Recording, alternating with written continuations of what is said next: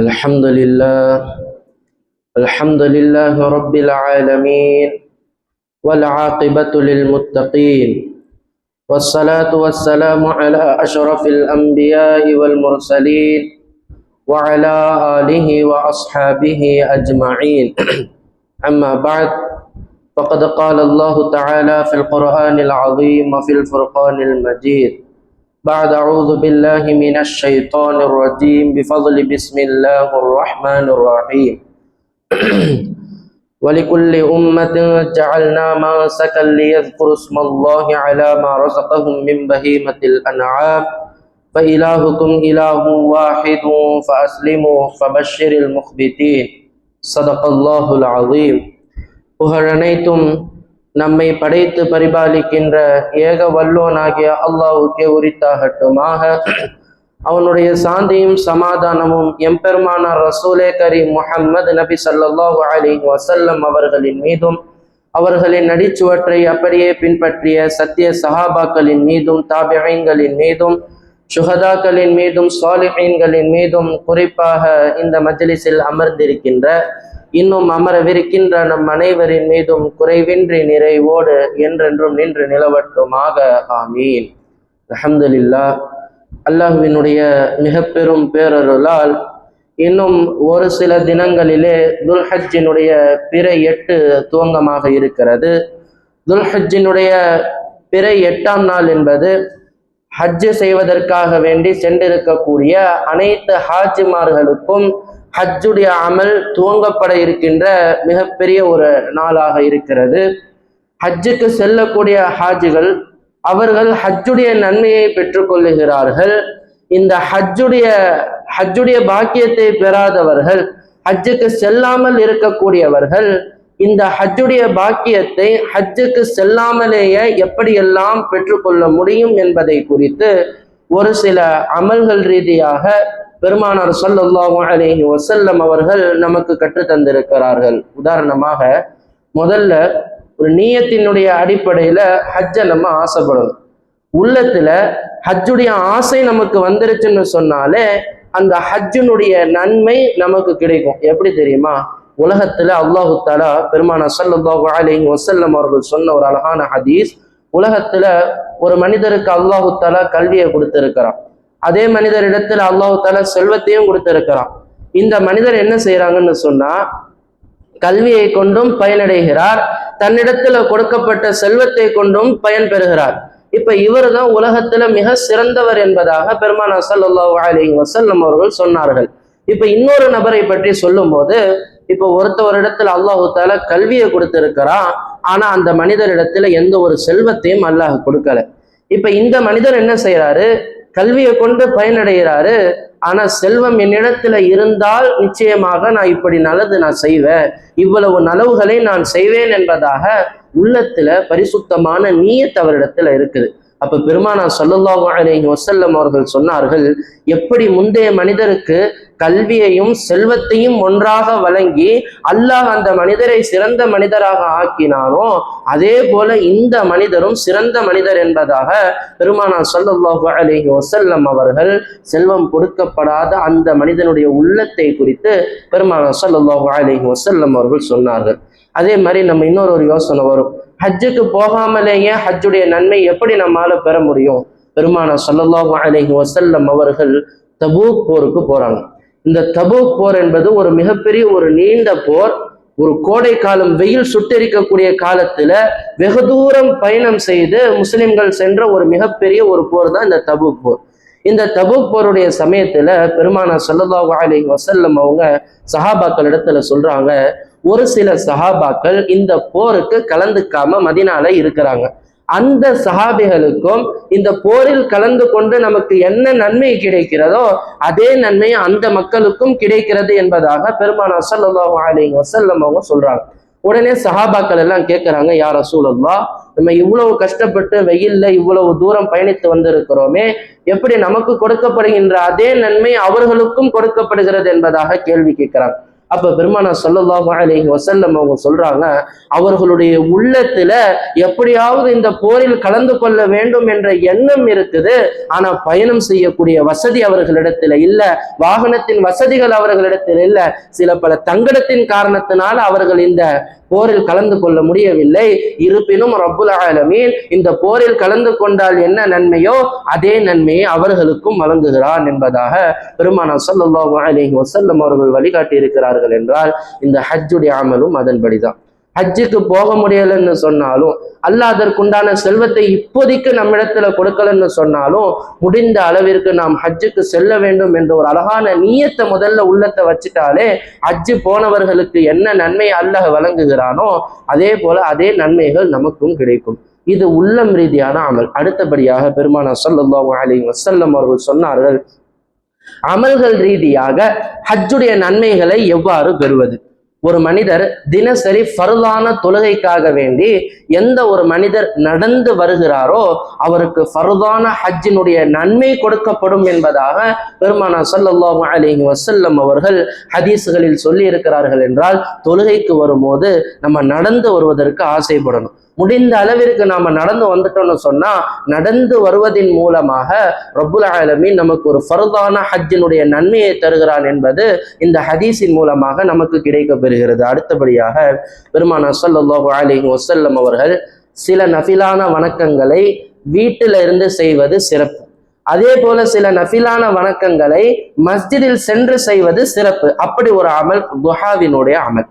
இந்த துஹாவினுடைய தொழுகை இருக்குது பார்த்தீங்களா, எந்த ஒரு எதிர்பார்ப்பும் இல்லாமல் ஒரு மனிதர் இந்த துஹாவினுடைய அமலை செய்வதற்காக வேண்டி மட்டும் மஸ்ஜிதிற்கு வந்து அவர் இந்த துஹாவினுடைய கடமையை அவர் நிறைவேற்றின அந்த தொழுகை அவர்கள் தொழுதார் என்றால் அவருக்கு ஒரு உம்ராவினுடைய நன்மையை ரப்புல் ஆலமீன் வழங்குகிறான் என்பதாக பெருமானார் ஸல்லல்லாஹு அலைஹி வஸல்லம் அவர்கள் ஹதீஸில் நமக்கு சொல்லி காட்டுகிறார்கள். அடுத்தபடியாக அடுத்த ஒரு அழகான அமல், எவர் ஒருவர் ஃபஜ்ர் தொழுது விட்டு சூரியன் உதயமாகும் வரை தொழுத இடத்திலேயே அமர்ந்து கொண்டு திக்ருகளை செய்து சூரியன் உதயமாகியதற்கு பிறகு 2 ரக்காத்து நஃபிலான தொழுகை எவர் தொழுகிறாரோ அவருக்கு பரிபூரணமான ஹஜ்ஜுடைய நன்மையும் பரிபூரணமான உம்ராவினுடைய நன்மையும் அவருக்கு கிடைக்கும் என்பதாக பெருமானார் ஸல்லல்லாஹு அலைஹி வஸல்லம் அவர்கள் அமல்கள் ரீதியாக ஹஜ்ஜுடைய நன்மையை, ஹஜ்ஜுக்கு செல்லாமல் இருக்கக்கூடியவர்கள் இருந்து பெறக்கூடிய பல வாய்ப்புகளை நமக்கு ஏற்படுத்தி தந்திருக்கிறார்கள் என்றால், நாம் எல்லாம் ஹஜ்ஜுக்கு செல்ல வேண்டிய ஆசை உள்ளத்துல இருக்கும், செல்ல முடியாமல் கஷ்டப்பட்டு இருப்போம். இந்த அமல்களை தினசரி வாழ்க்கையில நீங்க கொண்டு வந்தாலே தினசரியும் நாம் ஹஜ்ஜுடைய நன்மைகளை நம்முடைய வாழ்க்கையில் பெறலாம் என்பதை பெருமானார் ஸல்லல்லாஹு அலைஹி வஸல்லம் அவர்கள் சொல்லி தந்தார்கள். அடுத்தபடியாக ஒருவரிடத்துல செல்வம் இருக்குது, ஆனா ஹஜ்ஜுக்கு போகக்கூடிய உடல் தாக்கத்தை அவரிடத்துல இல்லை. இப்ப இவர் என்ன செய்யறாரு, இன்னொரு நபருக்கு ஹஜ்ஜுக்காக வேண்டி செலவு செய்து அனுப்பி வைக்கிறார். இப்ப இவருக்காக வேண்டி இன்னொரு மனிதர் அவருக்காக வேண்டி ஹஜ்ஜு செய்ய போறாருன்னு சொன்னா இவருக்கும் ஹஜ்ஜு செய்த நன்மை கிடைக்கும் என்பதாக பெருமானார் ஸல்லல்லாஹு அலைஹி வஸல்லம் அவர்கள் சொல்லி இருக்கிறார்கள். அதே போல ஒருத்தவங்க என்ன பண்றாங்க, ஹஜ்ஜுக்கு போறாங்க. போகும்போது தங்களுடைய குழந்தைகளை பராமரிப்பதற்காக வேண்டி ஒருத்தவரிடத்துல பொறுப்பு கொடுத்துட்டு போறாங்க.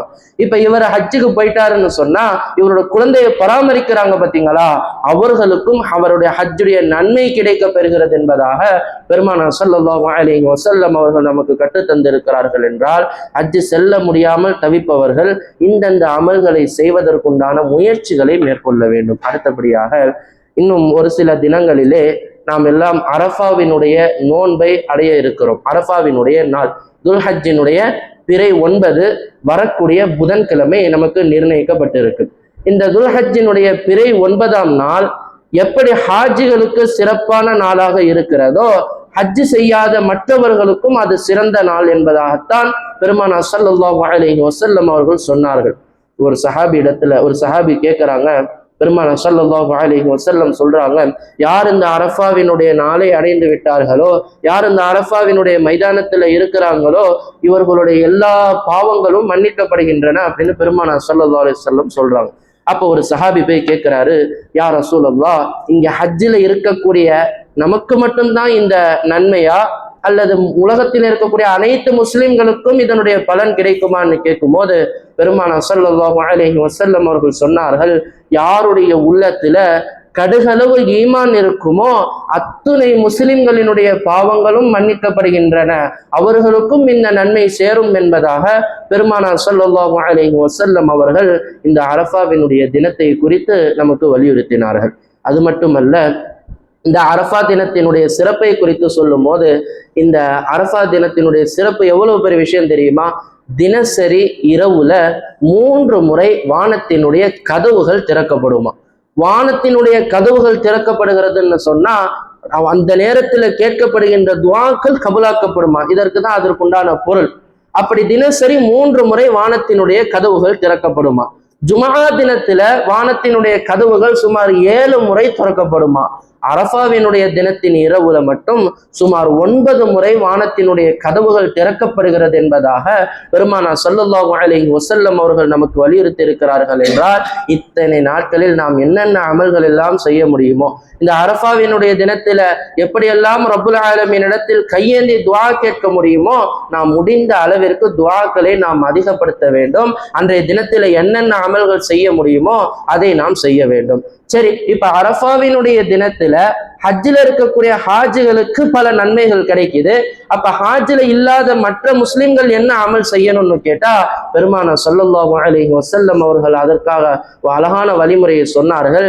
எவர் ஒருவர் அரஃபாவினுடைய தினத்தில ஹஜ் அல்லாத ஒரு மனிதர் நோன்பு வைக்கிறாரோ, அவருடைய கடந்த ஆண்டின் பாவங்களும் வருகின்ற ஆண்டினுடைய பாவங்களும் மன்னிக்கப்படும் என்பதை நான் நம்புகிறேன் என்பதாக பெருமானார் ஸல்லல்லாஹு அலைஹி வஸல்லம் அவர்கள் ஆதரவு வைத்து சொல்லி இருக்கிறார்கள். என்றால் இந்த அரஃபாவினுடைய நோன்பு இருக்குது பார்த்தீங்களா, இது ஒரு வலியுறுத்தப்பட்ட ஒரு சுன்னத்தான ஒரு நோன்பு. முடிந்த அளவிற்கு இந்த நோன்பை வைப்பதற்கு நாமும் நம்முடைய வீட்டில் இருக்கக்கூடிய பெண் மக்களையும் நமது பிள்ளைகளையும் வைப்பதற்குண்டான ஒரு வசதியை நம்ம ஏற்படுத்தி முயற்சி நம்ம செய்யணும். எந்த அளவிற்கு நாம் நஃபிலான நோன்புகளுக்கு முக்கியத்துவம் கொடுப்போமோ அதற்கு ஒரு அழகான ஒரு உதாரணத்தை பெருமானார் ஸல்லல்லாஹு அலைஹி வஸல்லம் சொல்லுவாங்க. ஒரு நஃபிலான நோன்பை வைக்கிறாருன்னு சொன்னா அந்த மனிதரை ரப்புல் ஆலமீன் நரகத்தை விட்டும் வெகு தூரம் அந்த மனிதரை தூரமாக்குறான் அப்படின்னு சொல்றாங்க. அப்ப ஒரு சஹாபி கேள்வி கேட்கிறாங்க, யா ரசூலல்லாஹ், எவ்வளவு தூரம் அந்த மனிதர் தூரமாக்கப்படுகிறார்?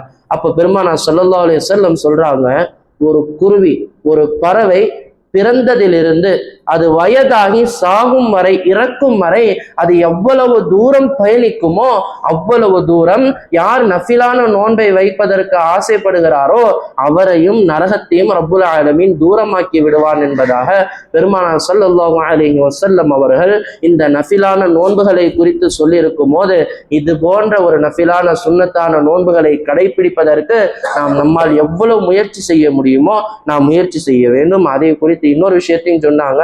இந்த அரஃபாவினுடைய தினத்தை யார் அடைந்து விட்டாரோ அவர் முடிந்த அளவிற்கு தன்னுடைய நாவையும் தன்னுடைய பார்வையும் தன்னுடைய செவியையும் அவர்கள் பாதுகாத்து கொள்ள வேண்டும்.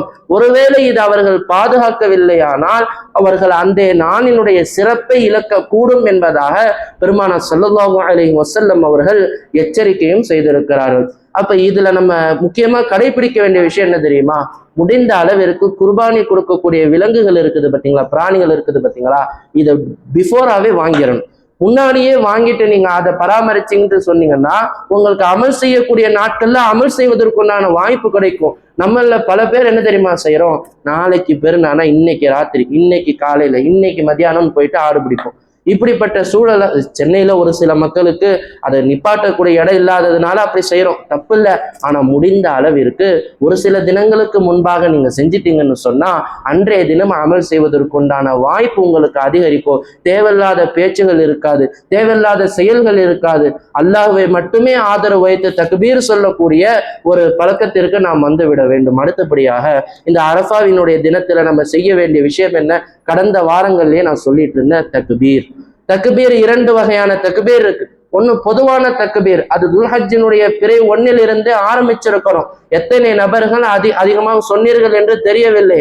அடுத்தபடியாக இருக்க வேண்டிய தக்பீர் வாஜிபான தக்பீர். கட்டாயமாக அனைத்து முஸ்லிம்களும் இந்த தக்பீரை சொல்லியே ஆக வேண்டும். அது எப்பத்திலிருந்து? துல்ஹஜ்ஜினுடைய பிறை 9 சுபுஹ் தொழுகையிலிருந்து துல்ஹஜ்ஜினுடைய பிறை 13 அஸ்ர் வரையிலும் இந்த 5 நாட்கள் ஒவ்வொரு தொழுகைக்கு பிறகும் ஒரு முறை சொல்லுவது வாஜிப். ஒரு முறை சொல்லுவது வாஜிபு, கடமை. வீட்டுல இருக்கக்கூடிய பெண் மக்களாக இருக்கட்டும், குழந்தைகளாக இருக்கட்டும், எங்க தொழுதாலும் சரி, தொழுகைக்கு பிறகும் ஒரு முறை சொல்லுவது வாஜிபு. கூடுதலாக சொன்னாலும் தப்பு இல்லை. கூடுதலாக சொன்னாலும் அது நன்மைகளின் அடிப்படையில தான் சேருமே தவிர, குறைந்தபட்சம் ஒரு முறையாவது நம்ம தக்பீரை சொல்ல வேண்டும். இது வாஜிபான தக்பீர். சரி, இது அரஃபாவினுடைய தினத்தின் அமல்கள். அதே போல இப்ப குர்பானியினுடைய பிராணிகள் வாங்கக்கூடிய நெருக்கத்துல வந்துட்டோம். ஒரு சில விஷயங்களை நான் தெளிவுபடுத்துறேன். பெருமானார் ஸல்லல்லாஹு அலைஹி வஸல்லம் அவர்கள் வாழ்க்கையில ஆட்டையும் குர்பானி கொடுத்திருக்கிறார்கள், மாடையும் கொடுத்திருக்கிறார்கள், ஒட்டகத்தையும் கொடுத்திருக்கிறார்கள். பெரும்பான்மையாக எதை கொடுத்திருக்கிறாங்கன்னு பார்த்தா ஆடுகளை தான் கொடுத்திருக்காங்க. இந்த ஆட்டிலையும் ஒரு சுண்ணத்தை ஞாபகம் வச்சுக்கோங்க. ஆட்டு வாங்க போகும்போது இதை நினைவுல வச்சுக்கோங்க. வெள்ளையும் கருப்பும் கலந்த ஆடுகளை பெருமானார் ஸல்லல்லாஹு அலைஹி வஸல்லம் அவர்கள் பெரும்பான்மையாக அவர்களுடைய வாழ்நாளில் குர்பானி கொடுத்திருக்கிறார்கள் என்பதாக ஒரு சுன்னத்து பதிவாக இருக்குது. நீங்க வாங்க போகும்போது வெள்ளையும் கருப்பும் நிறம் கலந்த ஆடுகளை வாங்குவதற்கு மும்முரணும். அதே போல காசு கம்மியா இருக்கிறதுனால ரொம்ப மெலிஞ்ச ஆடா வாங்கிட்டு வந்துடக்கூடாது. பெருமானார் ஸல்லல்லாஹு அலைஹி வஸல்லம் அவர்கள் கம்பீரமான ஆடுகளையும் கொளுத்த ஆடுகளையும் தான் வாங்கி இருக்கிறாங்க. ஹஜ்ரத் உமர் ரலியல்லாஹு அன்ஹு என்ன செய்யறாங்க, இதெல்லாம் கவனிச்சுட்டு என்ன பண்றாங்க, ஒரு குர்பானி கொடுக்கறதுக்காக ஒரு ஒட்டகத்தை வாங்க போறாங்க. பார்த்தா அங்க ரொம்ப விலை உயர்ந்த ஒரு 300 தீனார், 300 தீனார்னா தங்க காசு, இன்னைக்கு விலைக்கு அது பல லட்சத்துக்கு போகும். 300 தீனார் கொடுத்து ஒரு ஒட்டகத்தை குர்பானிக்காக வாங்கிட்டு வந்துடுறாரு. வாங்கின பிறகு உமர் ரலியல்லாஹு அன்ஹுக்கு மனசுல ஒரு சந்தேகம். 300 தீனார் கொடுத்து இந்த ஒட்டகத்தை வாங்கினதுக்கு பேசாம இது யார்கிட்டயாவது வித்துட்டு 300 தீனாருக்கு நிறைய சாதா ஒட்டகத்தை வாங்கி இதை கொண்டு போய் நம்ம குர்பானி கொடுத்துடலான்னு ஒரு யோசனை வருது. இருந்தாலும் பெருமானார் இடத்துல போய் இதை தெளிவுபடுத்திக்கணும்னு நேரா அந்த ஒட்டகத்தை எடுத்துட்டு பெருமானார் இடத்துல போறாங்க. பெருமானார் ஸல்லல்லாஹு அலைஹி வஸல்லம் அவர்களிடத்துல போய் இந்த செய்தியை சொல்லும் போது பெருமானார் ஸல்லல்லாஹு அலைஹி வஸல்லம் அவங்க சொன்னாங்க, இந்த ஒட்டகத்தை நீ விற்று விடாதே, இந்த ஒட்டகத்தை குர்பானி கொடுப்பதுதான் சிறந்தது என்பதாக உமர் ரலியல்லாஹு அன்ஹு அவர்களுக்கு பெருமானார் ஸல்லல்லாஹு அலைஹி வஸல்லம் அவர்கள் வழிகாட்டினார்கள். என்றால் குர்பானி கொடுக்கக்கூடிய விலங்கு இருக்குது பார்த்தீங்களா, இதற்காக நீங்க எவ்வளவு செலவு செஞ்சாலும் தப்பு கிடையாது. சிறந்ததை வாங்கி கொடுக்கணும்னு பெருமானார் ஸல்லல்லாஹு அலைஹி வஸல்லம் அவங்க நமக்கு வலியுறுத்தி இருக்கிறாங்களே தவிர, காசு இருக்கிறதுலே கம்மியா அங்க போய் அடிச்சு பேரம் பேசுறது தப்பு இல்லை. அதுக்குன்னு இருக்கிறதுலே ரொம்ப மெலிஞ்ச ஆடா, ரொம்ப இருக்கிறதுலே நோயுற்ற ஆடா, இந்த மாதிரிலாம் வாங்கிட்டு வந்துடக்கூடாது. ஹதீஸ்களினுடைய அடிப்படையில ஒரு சில விஷயங்களை மட்டும் நான் சொல்றேன். நீங்க கவனிக்க வேண்டிய மிக முக்கியமான விஷயம், ஆடு மாடை எந்த பிராணிகளா இருக்கட்டும் அதனுடைய வயதை ரொம்ப கவனிக்கணும். அதனுடைய வயது ஒரு ஆண்டு காலம் ஆடுக்கு பூர்த்தியாக இருக்கணும். செம்பரி ஆட்டா இருந்துச்சுன்னு சொன்னா 6 மாதம் மேல கொழுத்த ஆடா இருந்தா பிரச்சனை இல்லை. அதே போல பார்ப்பதற்கே நோய்வாய்ப்பட்ட ஒரு ஆடு போல தெரிஞ்சிச்சுனாலும் அந்த ஆடை நீங்க வாங்கக்கூடாது. அதே போல நொண்டி, ஒரு கால் உடஞ்சு போய் நொண்டியா இருக்குது, இந்த ஆடையும் என்ன செய்யக்கூடாது, வாங்கக்கூடாது. அதே போல கொம்பு உடைஞ்சிருக்குது, கொம்பு பாதியா உடையிறது கிடையாது, முழுவதுமாக பிடுங்கப்பட்டோ அல்லது சண்டை போட்டு அந்த கொடும்பு முழுவதுமாக உடைஞ்சு அந்த இடத்துல காயம் தரும் அளவுக்கு இருந்துச்சுன்னு சொன்னா அந்த பிராணிகளை என்ன செய்யக்கூடாது, வாங்கக்கூடாது. அதே போல சண்டை போட்டு வாயில இருக்கக்கூடிய பல்கள் எல்லாம் கொட்டி போயிருக்கு, இந்த ஆட்டை வாங்கலாமான்னு கேட்டா அதையும் வாங்கக்கூடாது. இது போன்ற பல விஷயங்கள் குர்பானியினுடைய சட்ட விளக்கங்கள் நம்ம இடத்துல இருக்குது. நம்ம கடந்த வாரம் சிறப்பு பயான்ல இதை பத்தி பல விரிவான விஷயங்களை சொல்லியிருந்தோம். நம்முடைய தளத்திலையும் அதை குறித்து ஒரு நீண்ட பயானை போட்டு இருக்கோம். எனவே குர்பானி என்னும் பிராணியை வாங்க செல்லும் போது தயவு செய்து இருக்கிறதிலே நல்ல பிராணியாக, கொழுத்த ஆடாக, கொழுத்த மாடாக வாங்குவதற்குண்டான முயற்சியை செய்யுங்க. அதே போல பல மனிதர்கள் கூட்டு குர்பானி செய்ய தயாராகுவீங்க. கூட்டு குர்பானி செய்யும் போதும் அதே கணக்கு தான். மாடு 2 ஆண்டு கண்டிப்பா பூர்த்தியாக இருக்கணும். இதை நீங்க கவனிச்சுக்கோங்க. உங்களுடைய கண்ணுப்பட கூட்டு குர்பானி செய்யக்கூடிய விஷயத்த நீங்க பார்த்துக்கங்க. அதே போல இப்ப கூட்டு குர்பானில ஒரு தப்பு நடக்குது, என்ன தெரியுமா? இப்ப நீங்க 7 பேர் சேர்ந்து ஒரு ஆடை கூட்டு குர்பானி கொடுக்கலான்னு இருக்கீங்க. இப்ப ஒரு நிறுவனம் நடத்துறாங்க, 10 மாடை வச்சு 70 பேருக்கு குர்பானி கொடுக்கறதுக்கு பிளான் பண்றாங்கன்னு வச்சுக்கோங்களேன். இப்ப 7 பேருக்கு ஒரு ஆடை பிரிச்சுட்டாங்கன்னா அந்த மாட்டினுடைய 7 பங்கு தான் அந்த 7 பேருக்கு போகணும். மாறாக எல்லா மாடையும் மொத்தமா வெட்டிட்டு எல்லா கறியையும் மொத்தமா மிக்ஸ் பண்ணிட்டு அதுல இருந்து 7 பங்கு கொடுக்குறாங்க பாத்தீங்களா? இது உங்களுடைய குர்பானி கூடாம போறதுக்கே பல வாய்ப்பு இருக்கு. முடிந்த அளவிற்கு நீங்கள் நிர்ணயிக்கப்பட்ட ஒரு 7 பேர்கள் சேர்ந்து ஒரு மாடுன்னா அந்த மாடை உங்களுக்குன்னு தனியா செப்பரேட்டா அதே போல சரிசமமான பங்கா பிரிக்கணும். சரி, ஒருத்தருக்கு கூடையும் குறைச்சலும் இப்படி வந்தாலும் உங்களுடைய குர்பானியினுடைய நன்மைகள் இழக்கக்கூடும். அதே போல நீங்க 7 பேர் பங்கு போடுறீங்க பாத்தீங்களா, அதுல எல்லாருடைய வருமானமும் ஹலாலான வருமானமாக இருக்கணும். ஒருத்தர் வட்டி கூட்டு சம்பாதிச்சிட்டு இருக்காரு, அவரு உங்களுடைய பங்குல சேர்றாரா இல்லையான்னு சொன்னா அதை நீங்க கவனிக்கணும். ஒருவேளை அப்படி ஒரு ஹராமான காசு உங்களுடைய பங்குல வந்துருச்சுன்னு சொன்னா 7 பேரினுடைய குர்பானியின் நன்மைகளும் அங்கு இழக்குவதற்குண்டான வாய்ப்புகள் இருக்குது.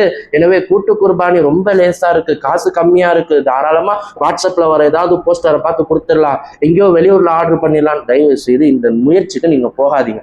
பெருமானார் ஸல்லல்லாஹு அலைஹி வஸல்லம் அவங்க சொல்லுவாங்க, யாவர் ஒருவர் தன்னுடைய அந்த நஹருடைய நாள் அன்று அந்த குர்பானியை அவர்களுடைய கையால் அறுத்து பலியிடுகிறார்களோ, அந்த அறுக்கப்பட்ட பிராணியினுடைய கொம்புகளோடும் அதனுடைய ரோமத்தினோடும் அதனுடைய ரத்தம் அந்த தரையில் படுவதற்கு முன்பாகவே அந்த அமல், அந்த குர்பானி ஏற்றுக்கொள்ளப்படுகிறது. இது நாளை மறுமையிலும் இவர்களுக்கு சாட்சியாக வருகிறது என்பதாக பெருமானார் ஸல்லல்லாஹு அலைஹி வஸல்லம் அவங்க சொல்லி இருக்கிறாங்கன்னு சொன்னா, அட்லீஸ்ட் அந்த குர்பானியுடைய ரத்தமாவது உங்களுடைய கையில படணும், அந்த குர்பானியினுடைய விலங்காவது உங்களுடைய கையில பட்டு இருக்கணும், அல்லது அந்த குர்பானியின் அந்த நீங்கள் அறுக்கப்பட்ட ஒரு சூழலையாவது நீங்க உருவாக்கி இருக்கணும். இதுதான் குர்பானி என்னும் அமலுக்கு கொடுக்கப்படுகின்ற மிகப்பெரிய ஒரு கண்ணியம். தயவு செய்து முடிந்த அளவிற்கு ஆடுகளை கொடுக்க முயற்சி செய்யுங்கள். அப்படி முடியாவிட்டால் கூட்டு குர்பானியில் சேர்ந்தாவது உங்களுடைய குர்பானி என்னும் கடமையை நீங்கள் நிறைவேற்றுங்கள். வல்ல ரஹ்மான் யாரெல்லாம் இவ்வாண்டு குர்பானி கொடுப்பதற்காக வேண்டி தயாராகி இருக்கிறார்களோ அவர்களுக்கு சிறந்த முறையில் குர்பானி கொடுப்பதற்குண்டான தௌஃபீக்கும் ஆஃபியத்தையும் வழங்கியருள் புரிவானாக. யாரெல்லாம் ஹஜ்ஜுடைய பயணத்தை மேற்கொண்டு இருக்கிறார்களோ அவர்களுடைய ஹஜ்ஜை பரிபூரணமாக மப்ரூராக கபூலாக்கி தந்தருள் புரிவானாக. யாரெல்லாம் ஹஜ் செல்வதற்காக வேண்டி ஆசைப்பட்டு கொண்டிருக்கிறார்களோ அவர்களுக்கு வாழ்நாளிலே அதிகமாக ஹஜ்ஜுகளையும் உம்ராக்களையும் செய்யக்கூடிய தௌஃபீக்கையும் ஆஃபியத்தையும் வழங்கியருள் புரிவானாக. வாஹிரு தஅவானா அல்ஹம்துலில்லாஹி ரப்பில் ஆலமீன். அஸ்ஸலாமு அலைக்கும் வரஹ்மத்துல்லாஹி வபரகாத்துஹு. சுன்னத் தொழுவாதவங்க தொழுது கொள்ளுங்க.